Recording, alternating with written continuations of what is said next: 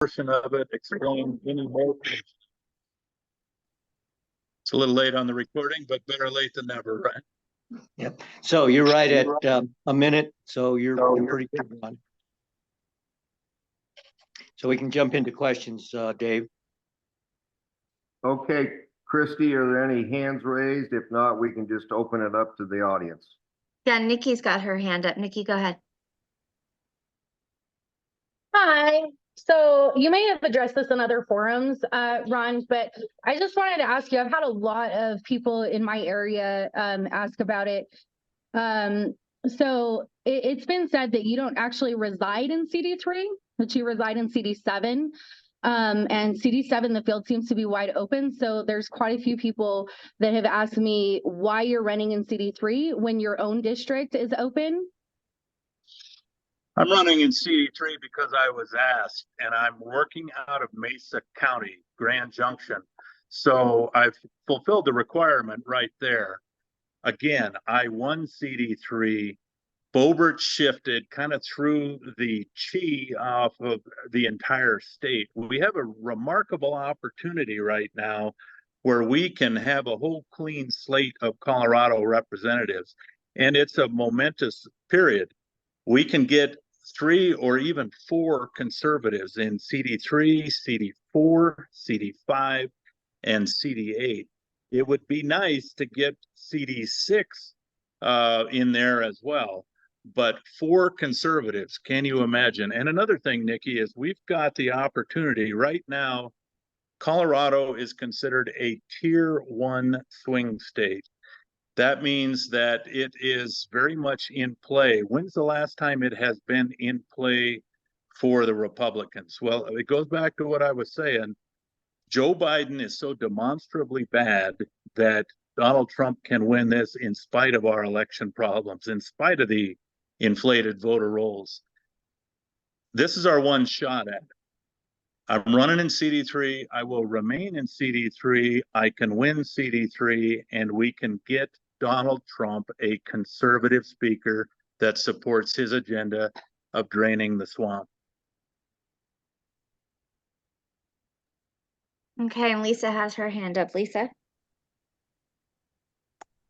Yes, hi, thank you. Hi, Ron, how are you?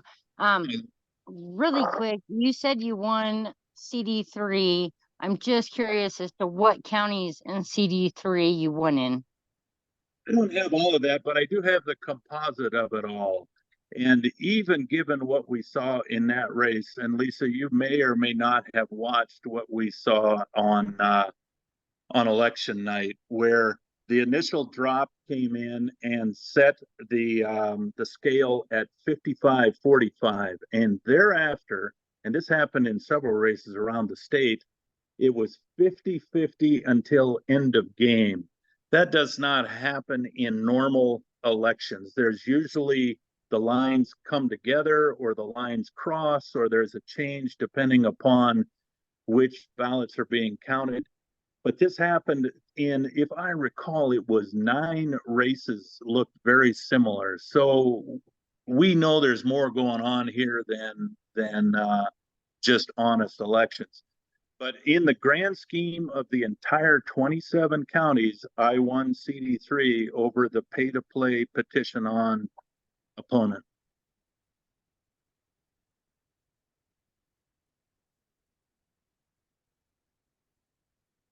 Christy, are there some other hands up? I don't see any other hands, Dave. Well, I'll jump in here. Ron, you know, water is of vital importance to people in CD3, farmers and ranchers.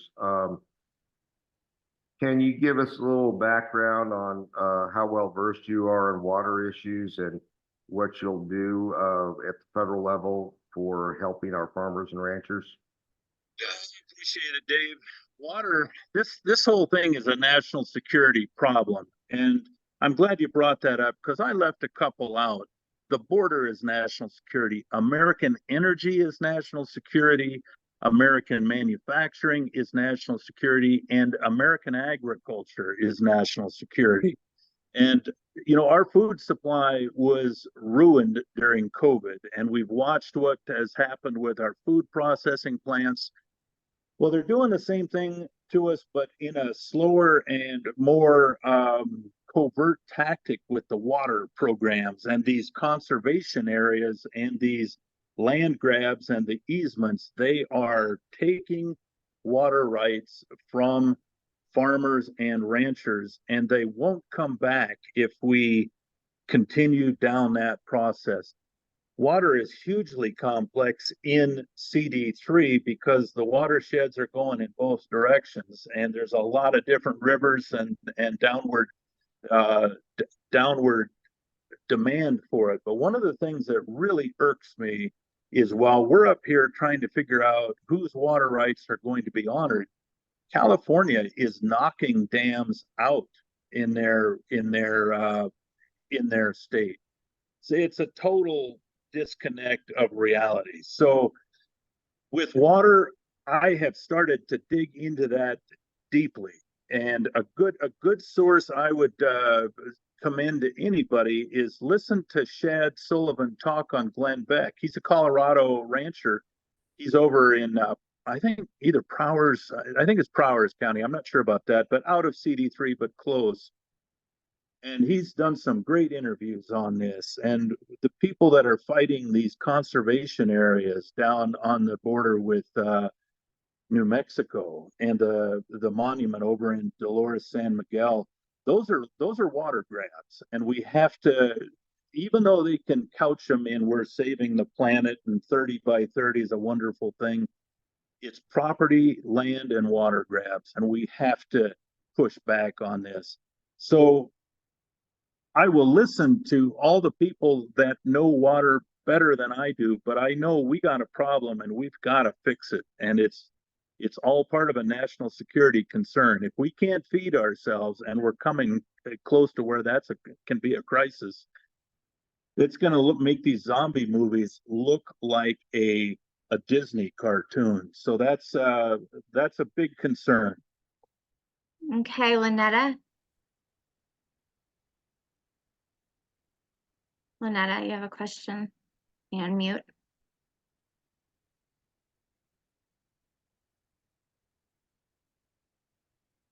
There you go.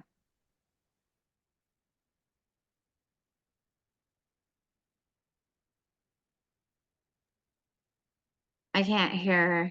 Lynetta, do you have a question?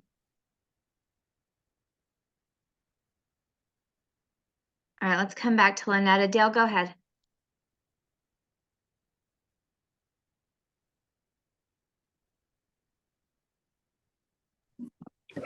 There you go. Did you call me? Yes, Dale, go ahead. Ron, I have a question. You've heard it before. But I'm of the belief that running on the election is stolen and 100% anti-abortion is a losing strategy. I think that's been proven in several elections. And so you're fighting an uphill battle there. So on what level do you think that you're going to attract some independent voters to swing your way so that we could win this election? Because we can't do it just with Republicans. We got to have some independent voters. Well, fundamentally, that's not accurate, Dale, because this is an R+7 or R+9. As soon as Lauren Boebert left the race, the pundits and the forecasters put it at lean Republican R+7, R+9.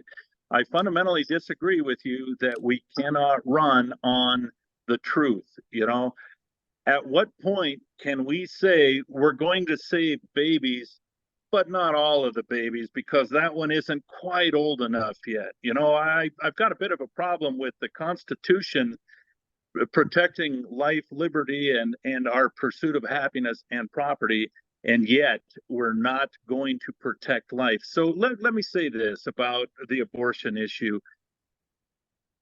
Some of the most heroic people I knew in high school where girls that got pregnant and carried their babies to term, whether they kept it themselves or gave it up for adoption. I mean, boy, you know, you look at now this is in the 80s, so we're talking some time ago, but I mean, it's pretty heroic. And we need to start teaching our society that abortion is not birth control. And carrying a child to term is not a life sentence. And, you know, I'm not opposed to birth control in the sense of a, you know, rigorous religious dogma, but we need to have a conversation, and I think compromising on beliefs or trying to suppress what they are is not genuine, and I can't do that. So the other thing you mentioned was, I can't remember, Dale. Remind me what part two was. Was Oh. election integrity. Election integrity. Look, We're That- right at the time. I'm that sorry. hit- Well, that he's hits responding both to a sides, question. So there we go. Okay.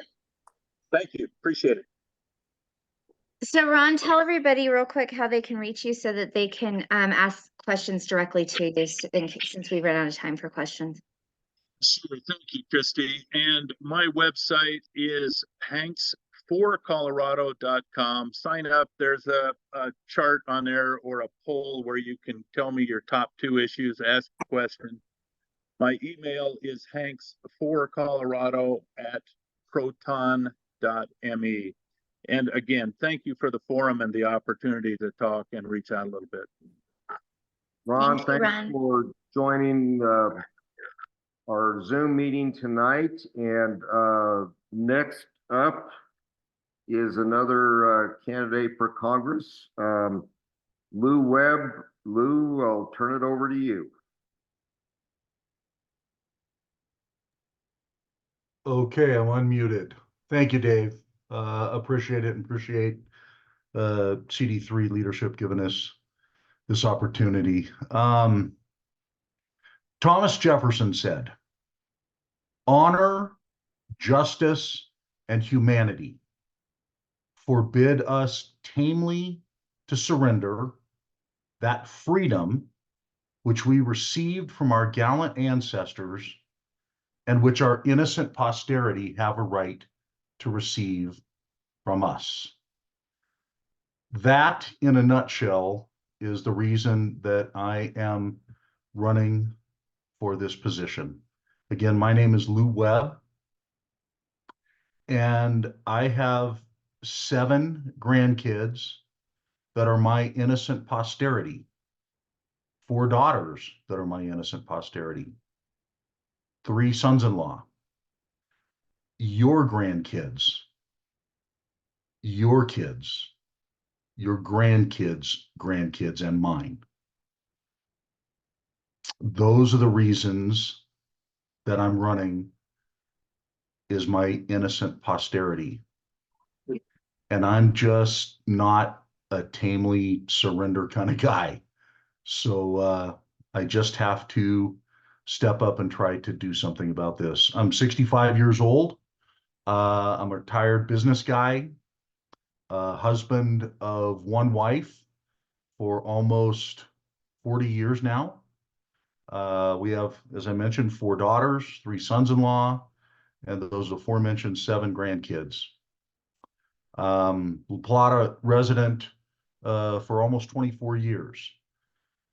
My passions and priorities are God, my family, my country, bow hunting and fly fishing. Those are the things that I love to do avocationally. I am currently in my 3rd term as vice president of the global hunting advocacy and conservation organization, Safari Club International.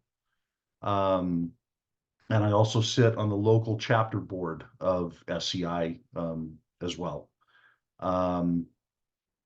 I also currently sit on the board of directors of the Upper Pine River Fire Protection District, which is a really interesting and very important, particularly around here.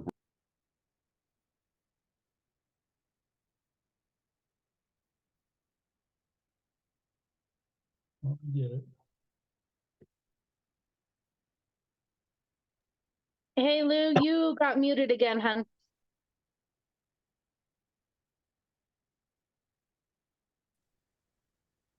I don't know So who Lou's- touched that because I didn't touch it.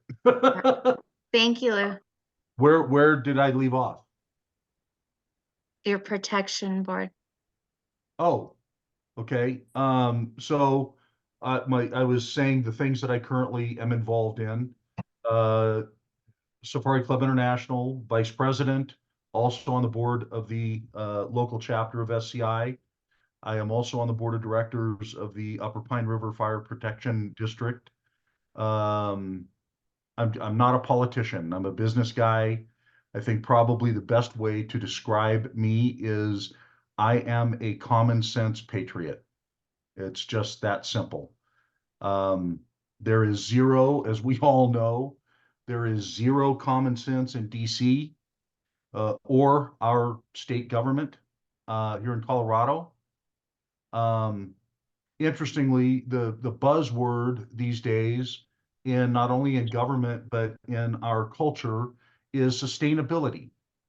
We have almost $35 trillion in debt. Sustainable energy, sustainable water, sustainable food sources, all of this stuff. 35 trillion in debt, folks, is unsustainable. It will enslave our posterity. So can't do that. Anyway, look, you don't need to hear what I want to tell you. You need to hear what you're interested in and you want to talk about. So I will just open it up to questions right now. Is that okay? Yeah, Nikki, go ahead. Hey, Christy, could you remind people, somebody had a question, they couldn't figure out how to raise their hand. Oh, sure. Down in reactions, you can raise your hand down there. Do you see it at the bottom of the screen there? There's a little happy face with a plus, and if you click that, you can raise your hand there. Okay, go ahead, Nikki. Thanks, Christy. Hey, Lou. So as a La Plata County resident and someone, who is very much involved in conservation and, hunting and fishing and all that, how do you feel, how La Plata County residents have had to deal with the, in my personal opinion, the overreaching of such organizations as PRID and VCSA up at our beloved Vicito Lake, where they charge, parking permits. They've threatened to have people's vehicles towed. They've been very threatening and whatnot. How do you feel about those such organizations in our district and in our county? Well, Nikki, I feel very poorly towards them. This is something, the outdoors, from the time I was a little boy, I was interested in sports and being outdoors and fishing and hunting, started with a slingshot. And so that has been something that has been so important in my life. And seeing these organizations that are trying to curtail our access to lakes and to public lands and trying to keep us from our national heritage and our rights as just human beings to enjoy the outdoors, it's just wrong. How specifically at the congressional level to fight that, I don't know yet, because something that's really important to understand about Congress is that Congress cannot stick its nose into state issues unless there's an opening to do that. For example, Congresswoman Boebert had to kind of stay out of the wolf issue until they made the mistake of asking the U.S. Fish and Wildlife Service to comment and to be involved in that. Boom, that opened the door for U.S. congressional involvement. So, Nikki, in answer to your question, I want our public lands open. They don't need to cost a bunch of money. I understand supporting, rangers and the people that it takes to operate around lakes and and the public lands, but just arbitrary fees and things like that, absolutely against that. I'll figure out how to fight that from DC. Thank you for your question, though. Important question. Okay, Dale, go ahead. Hey, Lou, I guess I got a question about if you had a bill or had the opportunity to write a bill on what to do down at the border, what would be your thoughts and what would you like to see on the bill? Well, Dale, thank you very much for that question. This is a simple one to me. In fact, folks, none of this stuff is rocket science. This is mostly very simple stuff. At the border, it's actually two issues. One is border control and one is immigration policy. First, Dale, to the border control issue, it's simple. Build a barrier, build the wall, build something that keeps people from just walking or swimming into our country. It's just that simple. Then the immigration policy part of that has to be that it's difficult to immigrate to the United States. Hey, if you want to immigrate here, we'll take you, but you have to do it legally. It has to be a difficult process. It is not something that needs to be streamlined. And part of what, in my opinion, you need to prove to be able to come to our country and be part of that immigration process, you need to demonstrate an ability to reasonably speak and understand my language. I don't think that's asking too much for someone that wants to immigrate here, because life has taught us that the very things that we value the most in our lives are the things that were the most difficult to obtain. The things we work the hardest for to get are the things that are the most valuable to us. Citizenship here in the United States of America is really valuable. It should be difficult to obtain. So that's my position, Dale. Okay, Thank you. thanks, Dale. Ally, go ahead. Hey, I kind of just jumped in here late, so I'm that person. I was wondering if you could speak to, recently I brought a bunch of attention to the Securities Exchange Commission trying to put natural asset companies on the stock exchange, the New York Stock Exchange, to be publicly traded. Do you have any familiarity with that issue? No, Ellie, I don't. Okay. However, I can assure you I'm making a note right now to find out. Yeah, definitely look that up because it did get a lot of attention. There was a legislator up in Idaho or Utah. I think the Utah treasurer, and I forget his name, brought a lot of attention to it. Actually, and Lauren Boebert signed on to a letter with a bunch of other representatives to be against it, but they actually got the SEC to withdraw their request. But I've heard word that they're going to pound it again just at every opportunity they can, and it basically allows publicly traded companies to come in and buy up managerial rights to public and private land, and basically in the name of climate change, they will shut down all production and all mineral extraction and other things in the name of climate change. And basically, for instance, on a person's private property, they could be told, no, you are not allowed to graze cattle here because it's more valuable to climate change to keep you from doing that. So, but yeah, definitely look that up. I was just curious if you knew anything. Give me a week and I will know a heck of a lot more about it than I do now. Okay. If I don't have an answer to your question, I won't BS you, but I will tell you that I'll find out and I will become educated. Okay, I appreciate that. Thank you. Yes, ma'am. Thank you. Hey, I think we're out of our time limit here. No, we still have about 7 minutes, Dave. Oh, we do. I'm glad you're the timekeeper, not me. So who's next? I don't see any other hands. Hey Lou, if you had a choice, what top 2 committees would you want to be put on? You know, it's interesting. I have kind of thought about that. Having never been in Congress, I don't know exactly how that works or what to realistically expect a freshman congressman from rural Colorado could think that they would be put on. I would like to think that Homeland Security would be something that I would be interested in. Energy would be something else that I would be interested in. I think there's a committee that's called business and something else, because I'm a business guy and that's my background. I think that would be something that I might be able to, bring something to. But those are the committees that, and agriculture as well, because though I'm not a farmer, I am a landowner. But I really like to eat.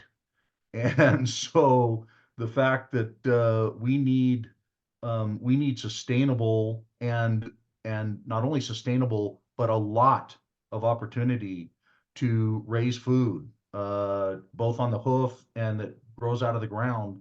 And seeing our government trying to run farmers and ranchers out of their businesses and run them, make no mistake, run them into cities where they would need to go to support their families and get a job, fully knowing that those people's children and grandchildren would then be born in cities and far more likely to be liberals. So those are probably the committees I'd be interested in. Great, thank you. Kevin, go ahead. Hey, Lou, thank you for being here tonight. Just your thoughts on your familiarity with globalists and how do you feel about international trade? Thank you. Is it Kevin? Is that correct? Yes, sir. Yes, sir. Kevin, first of all, the global economy and the one world business and one world economy and that kind of thing, absolutely not. I would absolutely be against anything that would take America and Americans out of being responsible for us here in America. We are not, our president, that we had this one named Barack Obama that thought he was the president of the world. He was the president of the United States and didn't act like it. We need to protect America and Americans and our businesses. We need, Kevin, to bring more of our businesses home from overseas. We need to refire our manufacturing here in the United States so that we can buy products built by Americans here in America, and let's see how China likes that. Does that answer your question, Kevin? Part of that is answered. I think the sovereignty is important. You talk about bringing businesses home, which I think kind of segues into what was my second question, is international trade. Your thoughts on free versus fair trade versus putting tariffs so we incentivize the businesses to come back to America. Thank you. Yes, there absolutely must be fair trade, not free trade. The stuff that we import from China has to have tariffs on it. They have to be competing in a fair and competitive market. Does that answer you? Thank you, sir. Okay, Nikki, go ahead.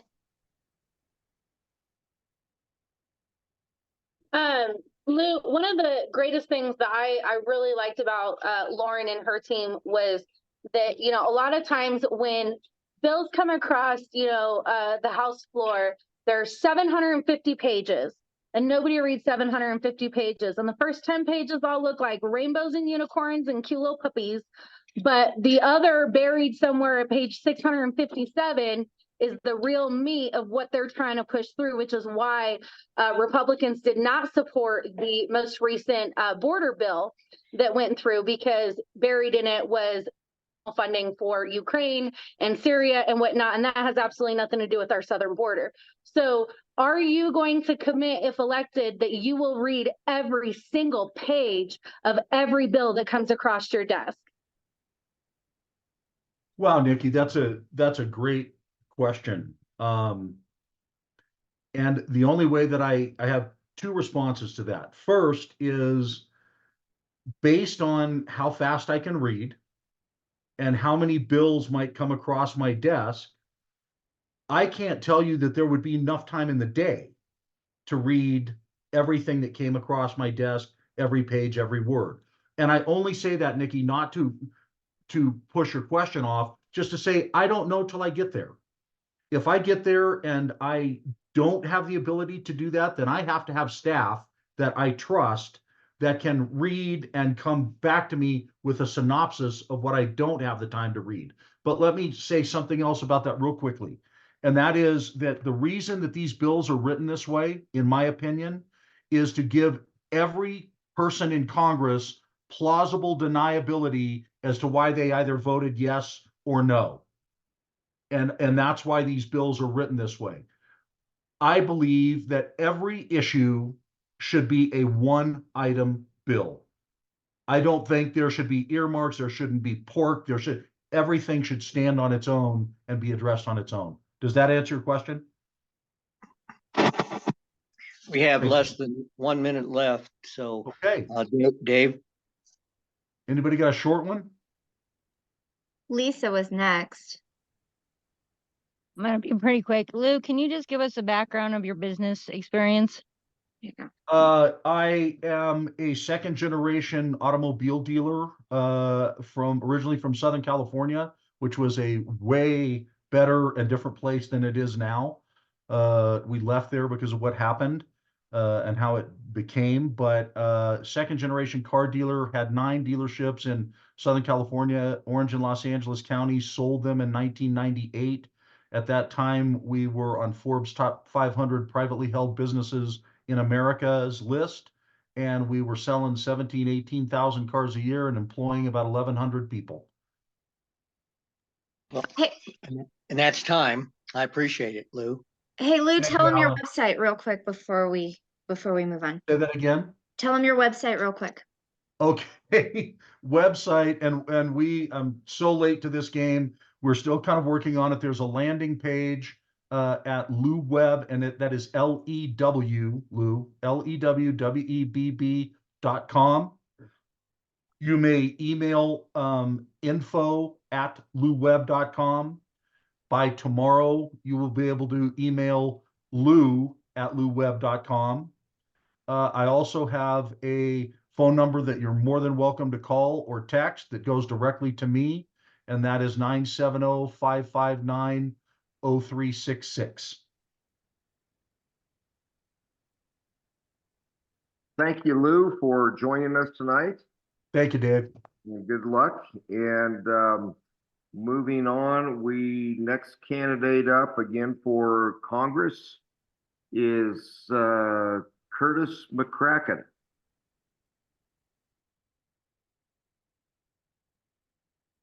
Thank you, Curtis? Dave. Okay. Can you guys hear me okay? Yes. Okay, great. So my name is Curtis McCrackin. I'm from Cedar Ridge, Colorado. I've lived in the district for 21 years. My wife and I came here to run our small businesses and to raise a family. We have done that. We've got 2 grown daughters. I spent most of my adult life as a general contractor. Today, I own a small real estate brokerage in Cedar Ridge. My wife ran a small business also. She ran a private practice physician's clinic for 20 years in Delta County. So that's kind of a little bit of our background. I've been a registered Republican for 43 years, and I believe that our Constitution has the authority and the power to guide and direct how our country is run. And I don't think that's happening. I don't think that's happening, especially in the way that our money's being spent. I'll give you a little bit of an example. The Constitution says that Congress can impose taxes for 3 purposes. It can pay the debts of the country, it can provide for the general welfare of the nation, and it can provide for a common defense. In 2021, we passed a bill called the American Rescue Plan Act. It was the largest spending bill in American history, $1.9 trillion. And it did not pay the debts of the country. It did not provide for a general welfare, and it did not provide for a common defense. I think if we don't get control of how our money's spent in this country, we're going to lose the way of life that we have come to appreciate. If you think about the guys who wrote our Constitution, they had just finished fighting a bloody war with England and had won, praise God, but they had fresh on their minds what it was like to labor and to live under the oppression of the power in the hands of a few. When they wrote our Constitution, they wanted it to be a limited government. They wanted government to have accountability, and they wanted it shared with the people. The way it gets shared with us is through our election process. And so we have the privilege, we have the responsibility to hire, fire, and retire our leaders, and we need to do a better job of that. I think that the elephant in the room, this whole election process is nearly $35 trillion worth of debt. I think if we don't send people to Congress who understand the importance of balancing our budget, again, we're going to lose the way of life we've come to know. I want to talk about a couple other things. I want to talk a little bit about education. I think that I've heard people talk about ending the education department at our federal level. I don't think that's a good idea. I think if you look at the Constitution, one of the things that we can spend money on, the way we provide for the general welfare of our nation, is through education. Everybody in our country has the right to equal access to a high school education. That's a good thing. We can spend money on that. And so I think the frustration people have with our education department is it's focusing too much of its attention on things like social, sexual indoctrination of preschoolers and not focusing on academic excellence. And so what we need to do is change our department. We need to redirect its effort. But education is something that someone asked the question earlier, what committees would you be willing to serve on? Education is one I would be willing to serve on. I think I'll get into that a little bit deeper. I think agriculture is another very, very important committee to sit on because it touches so many people in CD3. I think another one is Veterans Affairs. 1 in 4 people in our district are veterans, and I think taking care of our veterans is very, very important. Lastly, I think given as a freshman congressman, you're not going to get to pick many choices, but if I were able to pick, I think Ways and Means would also be another committee I would like to sit on because it's where the tax code is written. It's where we deal with our national debt. It's where we formulate the plans for revenue and how do we pay the bills of our country. And I think balancing the budget has got to be something that we get focused on. And I think we have got to send people to Washington who have that kind of a heart. I consider myself very much a staunch constitutionalist. I think that if you look at the way our country's run today, it's more authoritarian. Just last week, Joe Biden was running around the country bragging about having circumvented the Supreme Court in his decision to forgive student loan debt. That's lawlessness. And I believe the leaders in our country have grown used to being able to circumvent the law. It doesn't apply to them. If you look at the lawlessness of the Democratic Party at our border today, or the lawlessness of the Democratic Party in our sanctuary cities, or pick one. It just continues to look more and more like an authoritarian country and less like the republic that we need to protect. And so my platform really is about going to Congress and focusing on how our money is spent. And so I'll stop there and open it up for questions. Kevin, did you have a question?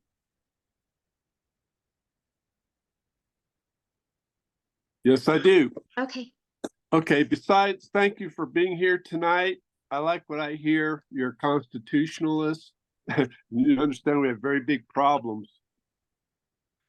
if you don't get into Congress, where else do you think that you would be able to help out in various branches of government? Have you thought about a different direction at all? Thank you. Thank you for the question, Kevin. No, I haven't really. I have sat on several boards in my life. I sat on a water board for a small domestic water company in our county here. I've sat on several church boards over the years. And so I think it's important to serve.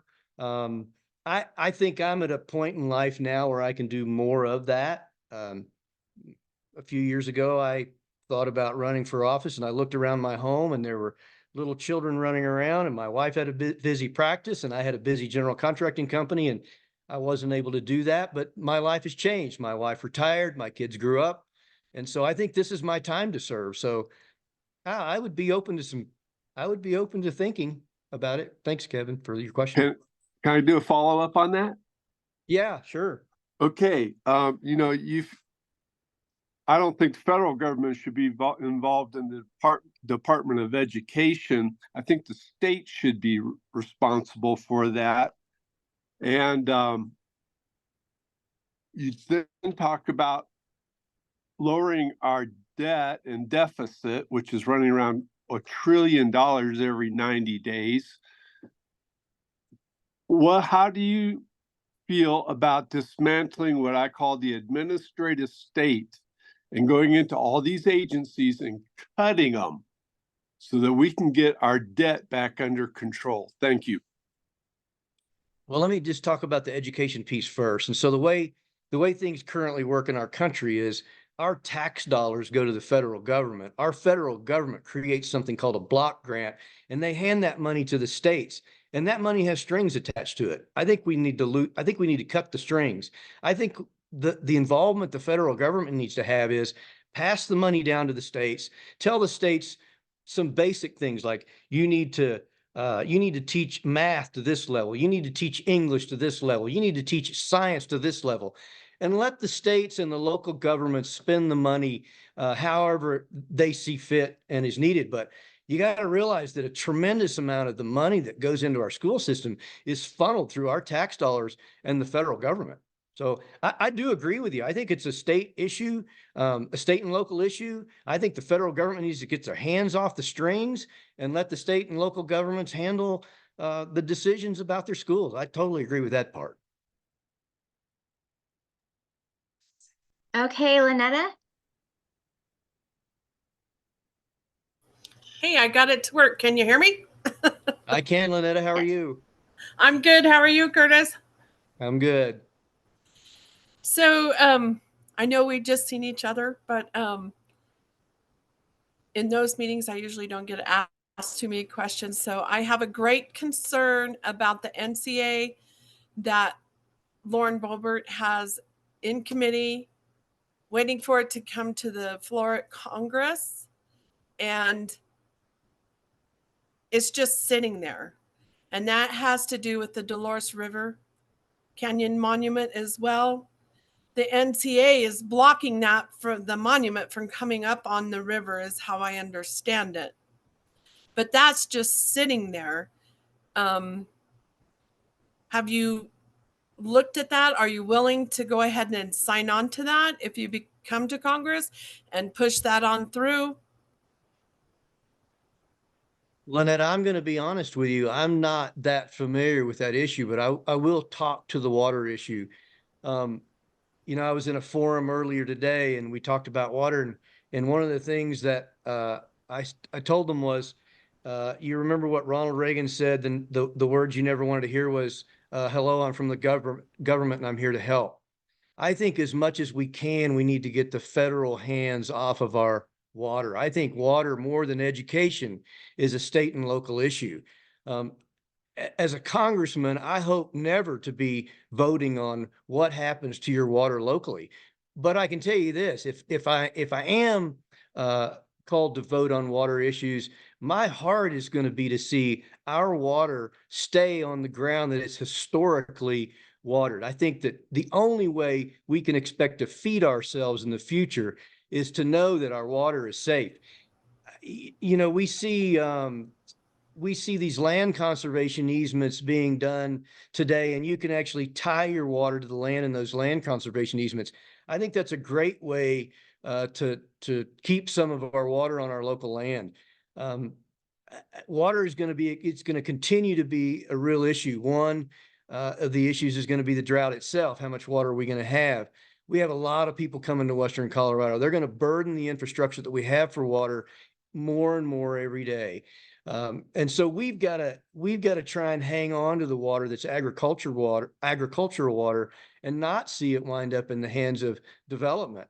And but to answer your question about what's on the floor right now with the Dolores River, I can't speak to it, but I can find out. Well, and that's part of the Antiquities Act, where President Biden can just wave his pen and that'll be signed in on that monument. So that is a huge concern for us, because if that does not come out of committee and to the floor of Congress to be discussed and passed, that monument will come right on up the Dolores River Canyon. So I am very concerned, because nobody can seem to get a hold of Lauren Boebert and see where that is. And I just want to make sure that, and that's what I wanted to ask Ron and Lou, but I didn't have a chance. Because that is very important to us here in the Southwest area and on the Western slope.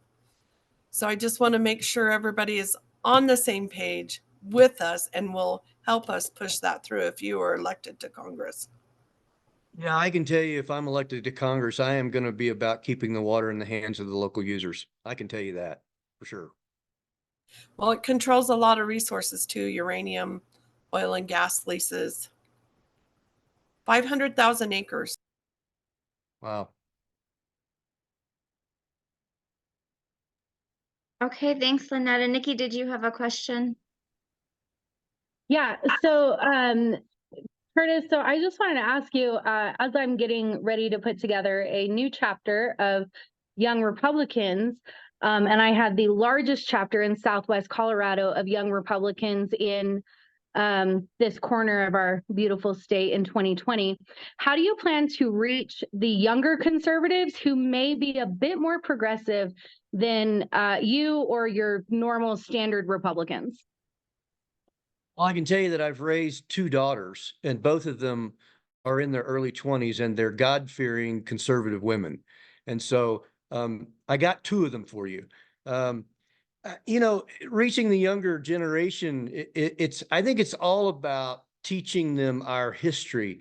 And I think our Constitution has got to be the authority that we gauge things by. And I think it doesn't take a genius to understand that $34 trillion worth of debt being handed to them is wrong. And I think helping the younger generation understand that our generation has not been, we've not been kind to them in this way. We're going to hand them and their children and their children a huge amount of debt. And I think appealing to them by not, first of all, involving them, but by involving them.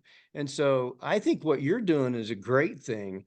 I think if you can get people involved in politics at any age, if we can get people to become informed voters before they pick up their ballot, we're way ahead. I think one of the biggest problems that we have in our country today is that so many of our voters don't become informed at all. The ballot either comes to their house or they go on the day that they're going to vote, and they don't really go with any form of solid information on who they're voting for. So kudos to you for what you're doing. Okay, and Lisa. Hi. So I'm coming at this from a little bit of a different perspective than most. I know everybody's always talking about the water and the land and everything. Well, I have different concerns that affect me and much of the country. Is, years ago, they put this thing in place to break up the nuclear home and to make it easy for the father to walk away. So there's several single parent households. I'm one of those included.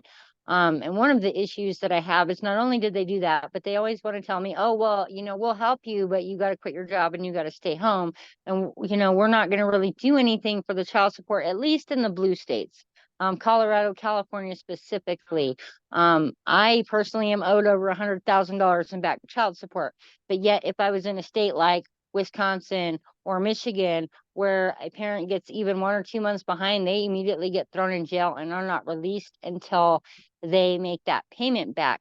So my question to you is what do you plan to do for those of us in that situation? Because I feel like that needs to be something that needs to be mandated across the board, because the states clearly are not handling that very good on their own. Yeah, there's a lot of things that our courts aren't doing very well. I can tell you that I'm a firm believer that we have fallen far from our ownership of personal responsibility in this country. That's just one of the things. And I'm sorry that you're in the place that you're in. I think given the opportunity, I would certainly sign legislation that would hold fathers and mothers accountable to their spouses if they left them with children. Absolutely.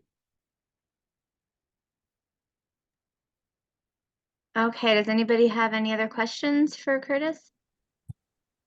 Yes, Chris, just following up to Lisa's question, you just stated that you would sign legislation if given the opportunity. Would you draft legislation to support single mothers and fathers? I would. I'd be happy to. Yeah, I think personal responsibility is something that's key in our country today. And we've walked away from it in a lot of ways. Yeah. And I think that we also have to hold people accountable for the rule of law. I think that's what's got us in this mess down at the border. I think it's what's got us in the mess in our sanctuary cities. We've got people who don't take any personal responsibility, whether they're shoplifting or just all they want to do is use drugs. And I think we've got to hold people accountable. And some people need help. Some people need to be held accountable. But yeah, to answer your question, I'd be happy to draft legislation like that. Okay, so I have a quick question, and it may be innocuous, Curtis. I just noticed on the paperwork when you filed to run, all the other candidates that are running in CD3 that are Republicans say REP, Republican. I was just curious how come yours said GOP? I know that they're typically synonymous, but is there a specific reason for that? I was just curious. Well, I never saw the part where it said GOP. And so, yeah, so here's what happened when I filed my documents. Actually, for a while, I wasn't a Republican. It didn't even show up as I was a Republican. So when I filed, I think it was my FEC2 form, I put GOP because there was a 3-box acronym instead of REP. And so the FEC didn't know what to do with that. It took them a little while to get that fixed, and it took several phone calls. But I can tell you, I filed as a Republican, and even the FEC said, well, we have you as a Republican. I said, yeah, but people don't recognize me as a Republican because it's not coming up that on your website that way. So it has been fixed because I checked it myself. But yeah, that's the answer to your question. I appreciate that. Thank you. I was just curious. I saw it and I was like, that's weird. Okay. Yeah. That's our time for questions, Christy. Thank you for Okay, having well, me. Curtis, thank you for joining us tonight, and like the other candidates, good luck on your campaign. All right, great. Dave, I look forward to coming down there and meeting you personally. Great. Can I have website and contact information, please? Yes, it's McCrackinforcongress.com. Make sure you spell McCrackin with an I because so many people spell it with an E. And my email address is curtis@McCrackinforcongress.com. And I would love to hear from people. Okay, next up is Austin O'Connell. He's also running for Congress in CD3. Austin, you're up.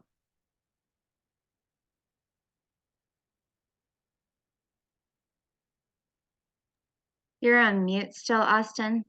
You need to unmute.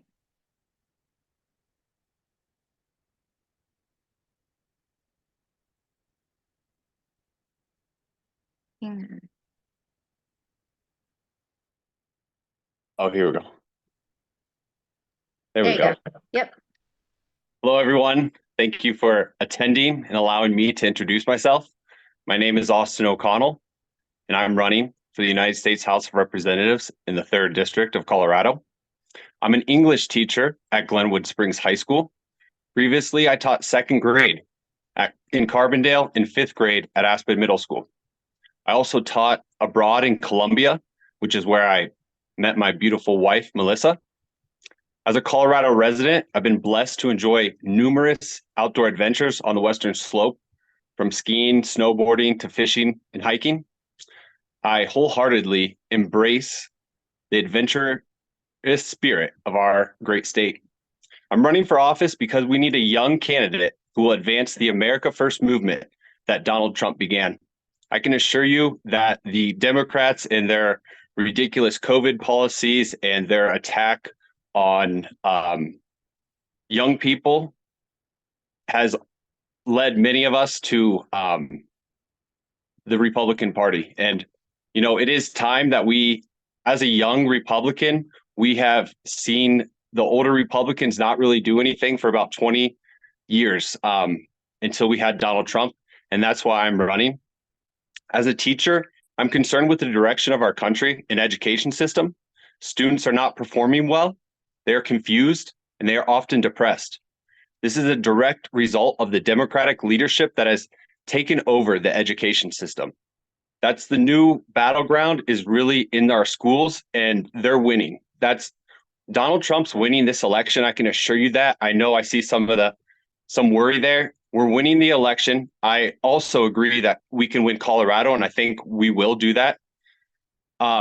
Legislators are often far more concerned with displaying pride flags and passing woke laws than they are with genuinely creating an inclusive environment. One flag unites us all, the flag of the United States of America. We should be inspiring and educating our youth with youthful skills and truthful knowledge, instead of teaching them that they are racist or telling them that they are oppressed because of the color of their skin. Let's teach our youth about the beauty of the world God has given us, and that all things are possible through him. It is time that we take our education system back.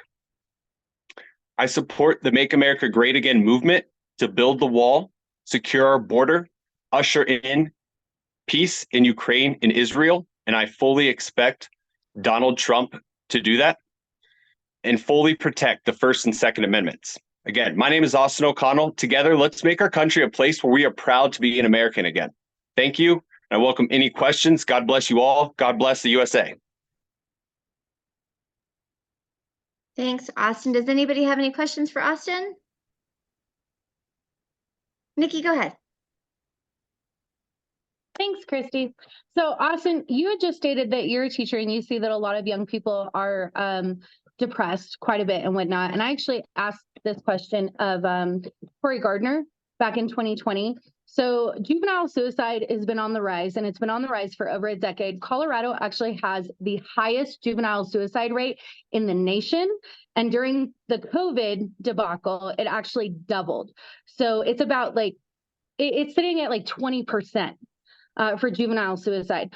If you're elected to Congress, how do you plan to help combat that within Colorado and nationally to help our kids? Well, I think there's a depressive state that permeates among our education system that is passed down to them. Most of the teachers have a woke mindset that is really a victim mentality, and that's being offended. And, you know, I truly believe that it is something, being offended, being a victim is something a mindset that you choose to have, especially when we're talking about suicide. So I think we need more faith-based. I think Jesus needs to be involved in our education system, the power of him. Through him, all things are possible. And really that knowing that you are loved unconditionally is something we need to talk about. In the schools, there's far too much just negativity and you know, whether it's direct or indirect, people say that Donald Trump is, you know, compare him to despicable people, and they're passing this down to our students who are just confused. They don't know where to go. They don't know what to do. So I think really just showing them the light that we live in the greatest nation in this world, and that they really have a future and that they're loved. So hope that answers that. Okay, and Lynetta. We need a superintendent. Would you be interested? Just kidding. Yeah, right. Right. No, I'm pretty serious. Because it's hard to find that mindset in education. I've sat on a school board for a very long time. And I'm sure you're familiar with the state school board and the CD and all the new truancy policies that are coming down. And you talked about depression, and CDE wants us to have these truancy policies, but they're asking us to look at what's causing the truancies, because we're running at a 32% truancy, chronic truancy, and our local school here is running at 62%. So what do you see that is causing that chronic truancy in the schools? And how would you be able to correct that as a congressman? Thanks, Lynetta. Yeah, I think that the COVID times when we, it was, are we having school? Are we not having school? It's trickle effect, right? Just like the BLM riots, we're still seeing crime. It's a trickle effect. So that was the cause of the new truancy policy. Yes, it's normal to have at least 10% of the class out every single class. How I would tackle that is we need more inspiration. We're still teaching the same stuff that we've taught 20 years, 40 years ago, but our world has changed. And the only thing that we have added is wokeness. The pride flags everywhere, woke language. So we've made education worse in 40 years. It's either the exact same or it's worse. So we really need to inspire these kids. They're not inspired. They're looking for something. They're looking for us for guidance, and all they see is misery, because a lot of the teachers have fallen into the woke mindset, which says we're screwed because we have Donald Trump as president, which thank God we do, because he's the best president we've ever had. And that's kind of what's happening. And I'm here. We need young Republican leadership. We're so sick of the old Republicans that never did anything. You've had your time to do your thing, haven't done it. Donald Trump's ushering in a new era. We have a lot of great young Republicans. Lauren Boebert is one of them. Anna Paulina Luna out of Florida is another one. We need these young bloods to come up, and that's why I'm running. So, yeah. Okay, Spencer. Thank you so much. Austin, I saw a receipt the other day. It was to Burger King in 1987. And you could get 5 Whoppers, 4 French fries, and 2 milkshakes for $7.50. If you got that same order today, it would be almost $100. And what I wanted to ask you is, I think people on here love talking about policies this, policies that, policy, blah, blah, blah, blah, blah. But what they don't understand is that money and incentive rule the world. And arguably what I think the worst president we've ever had is Woodrow Wilson, who back in 1913 created and implemented the Federal Reserve. And getting back to why I'm very interested and curious about a younger candidate, I think the leadership in the boomer generation, which again, I want to stick to the leadership, but what the boomers really failed to understand is money printing and the power of ruining the middle class in this country, and quite frankly, home ownership today. So my question to you is, what do you think we can do in America to stabilize some of the debt that we have, almost 35 trillion, and rising by the trillion almost every month at this stage, and entitlements just going way out of control? What do you think are some ideas that we can do to get back to some sort of normalcy and, quite frankly, the American dream for younger people? Because right now, to be honest, all of these policies mean nothing without the incentive to put a roof over our heads and to be able to earn a stable living. So what are some ideas that you have? Well, thank you, Spencer, for the question. Well, first of all, we have to cut the spending on things like the war in Ukraine. We know that. We can't keep printing money because that's exactly what we're doing. We also, I believe we have a great opportunity here on the Western Slope to introduce Bitcoin mining. I'm very pro Bitcoin. People like Elizabeth Warren would like to not let us hold our own currency. Bitcoin is here. I think it's touch a new high today. I think pensions need to have, like teacher pensions specifically, need to invest in Bitcoin. And it's a hedge against inflation. And that's where the world is going. I think here on the Western Slope with the energy, we could easily use some of the energy that we produce that blows off kind of to, invest in Bitcoin mining. You look at El Salvador, completely turned its country around. A lot of people were hating on it when it was investing there, but that's kind of how I would say.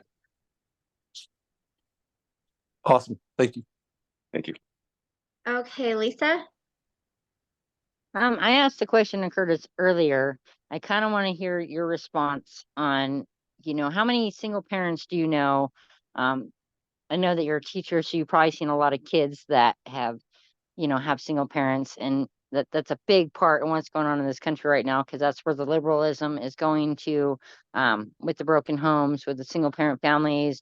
We've got all these kids in the school right now doing all this woke stuff, and everybody's identifying as something that they're not: cats, dogs, horses, you name it.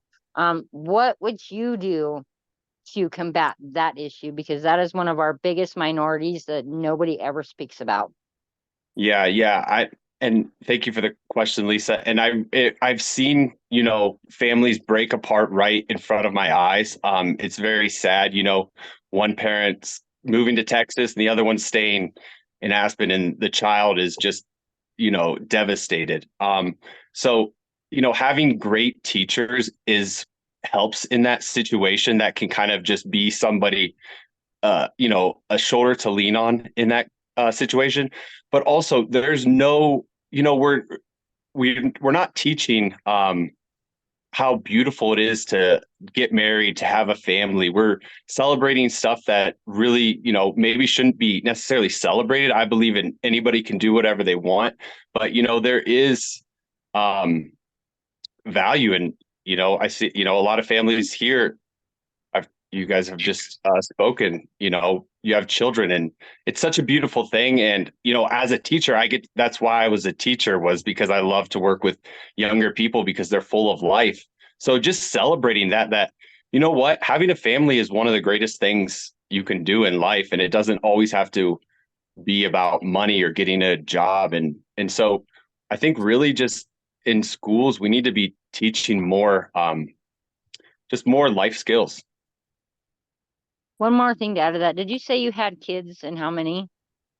No, I do not have kids. I will be celebrating my 1-year anniversary on Wednesday, but I have been around children, so I know I don't want any. No, I'm just kidding. That was a good one. Hey, Austin, Dave Peters, how do you see, well, let me back up. In CD3, our mission is to recruit candidates, and that includes Board of Education and CU Regent. It's been tough to find candidates, but fortunately we do. But where do you see the Board of Education going in Colorado? Do you see that we're going to be clawing back some ground in Board of Education, or just what's your thoughts? Well, I've been thinking it almost feels like us here in Colorado, we've become the new California. The laws that they're passing in Denver, they're just, again, they're woke laws. They're about, they're just out of touch with how it's going. I went to DU. They wanted to say that, if you asked children about what food is healthy. That was a racist question. They're completely out of touch. They know nothing. And honestly, it doesn't look good from my point of view. It's just getting more liberal and more liberal, because why would you want to be a teacher if you're a Republican? Why would you want to put yourself in that situation? So unfortunately, we need to do something about this, but it's not looking great. Okay. Okay, Hope, go ahead. Thank you. Can everybody hear me okay? Yes. Okay, fantastic. I switched to headphones. So first and foremost, I just wanted to say thank you so much for the CD3 Executive Committee for actually putting this on. My name is Hope Shuppelman. I am the vice chair for the state of Colorado, the Republican Party. I do have one question, and I wish I could have gotten to this to each candidate, but if each candidate, if they would be able to, at the end, hopefully answer this, where do you stand on universal health care? Since I'm a critical care nurse practitioner and I see what healthcare is, how it's depleting currently, I just wanted to know where you stand on universal health care. Yeah. I'm not super familiar with that. I would, as a younger candidate, I would definitely defer to, Donald Trump's policies on this. I know that, I definitely know that he dismantled Obamacare.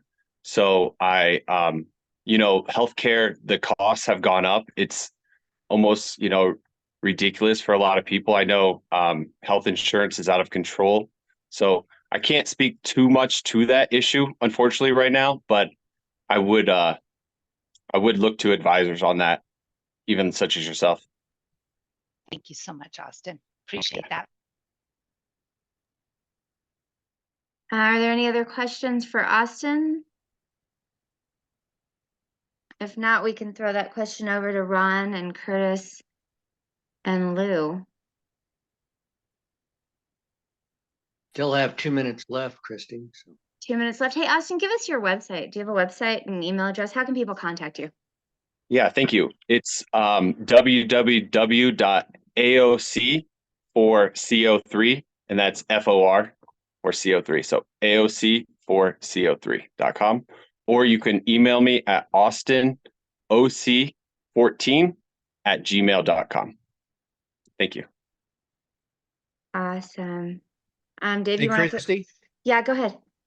I'd be happy to respond to Hope's question. So, Sure. I had a front row seat when the Affordable Care Act was passed. My wife ran a medical practice, and I helped in that regard. And so, the real problem with healthcare is there's no competition in it. The Affordable Care Act took away all hope of having competition in healthcare. And your question, Hope, is what do you think about universal healthcare? Well, I think universal healthcare is bad for business. And I think the reason is because whenever the government takes control of something, we get less and it costs us more. And we're seeing that in healthcare today. I think the Affordable Care Act should be overturned. I think healthcare should be returned to the free market. I think doctors should be able to own hospitals again. Most people don't even realize in the Affordable Care Act, it says a doctor can't own a hospital. Well, the reason they can't own a hospital is because they were building endoscopy centers and imaging centers and surgical centers, and they were taking money out of the hands of the big hospitals. And so without competition, we're not going to be able to turn our healthcare around. And I'll just tell you this, doesn't matter what we do to try and fix it, there's going to be winners and losers. It's the way it's going to be. So. Okay.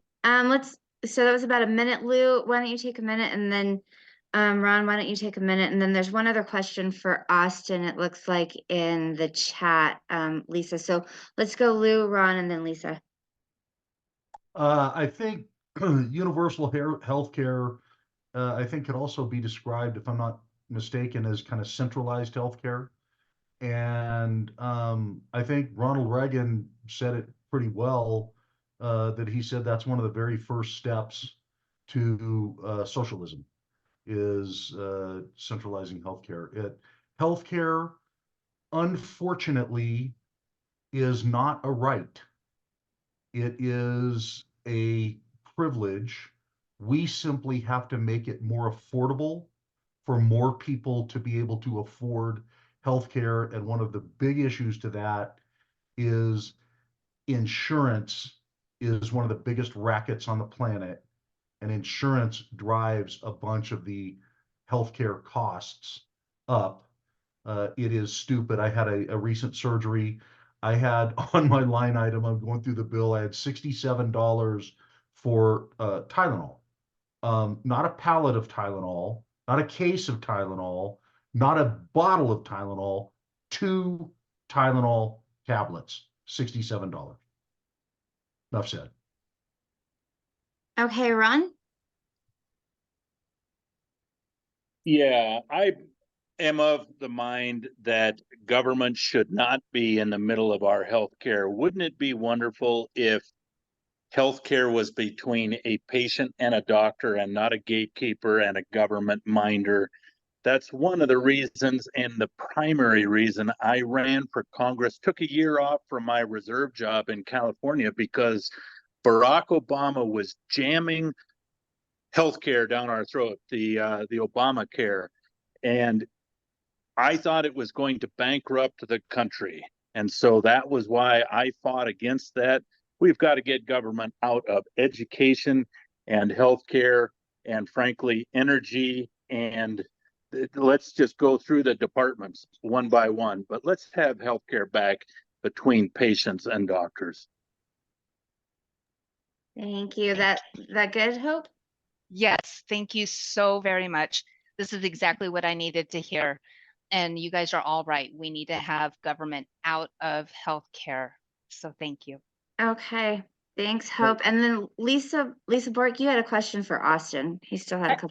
I do, Austin, and thank you guys. So this is Lisa Bork. I live up in Vallecito, been here about 20 years. And so Austin, and really for everybody else that's running, is appreciate you guys all doing that. I know it can be thankless. I interact with quite a bit of folks that are in their 20s and 30s up here. How do you guys plan to get your message out to these kids? Half of them don't have a TV. They don't have news on the radio. They're streaming everything. They don't watch news. And really, I mean, I purposely go around these people with my NRA hat and my Trump hat because I just beg for them to ask me questions why I'm doing that. There's a total sense of entitlement with this age group here, and they all just think they hate the rich. They want cheap housing. They want this, they want that, but they never engage in politics. And I'm always wondering, why don't we just run something at Buckley Park? I mean, how are you going to address these people because they do not have TV and they don't know anything that's going on in the world, but they will vote?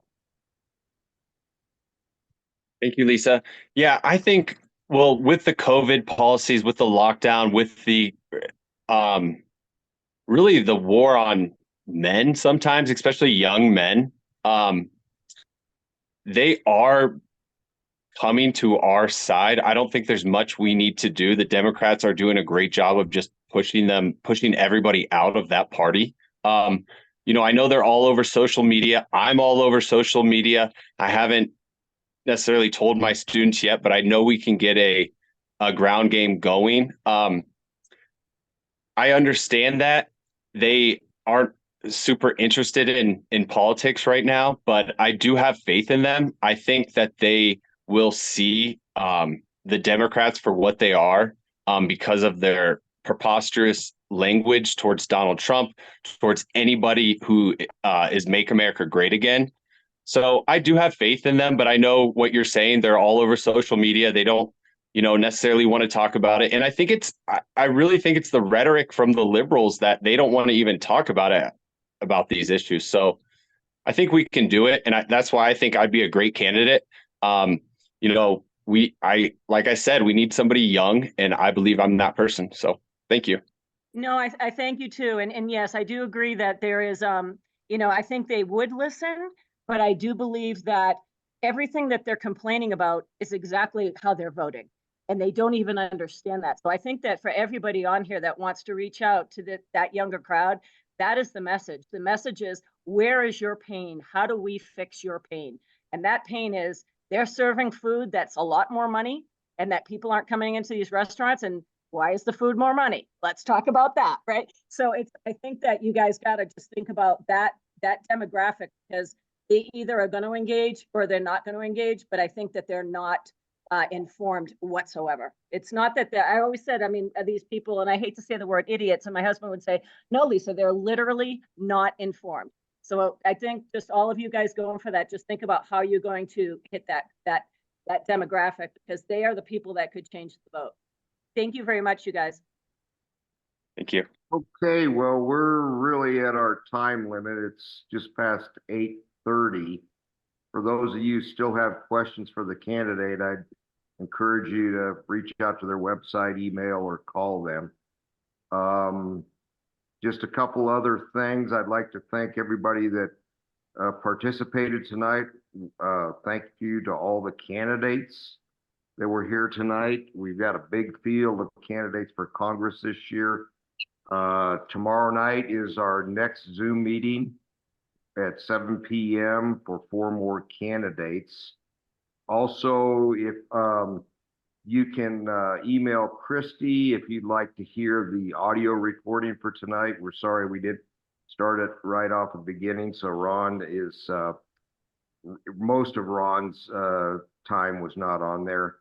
And then finally, if you joined late, a little bit of good news is our CD3 assembly time has been moved from 9 a.m. to 1:30 p.m. on the 5th of April. So that's good news for all of us traveling from the Western Slope. With that, again, thank you all, and we'll look forward to seeing you again tomorrow night. Thank you guys for having us. Thank you, candidates, so much. Thank you, everyone. Thanks.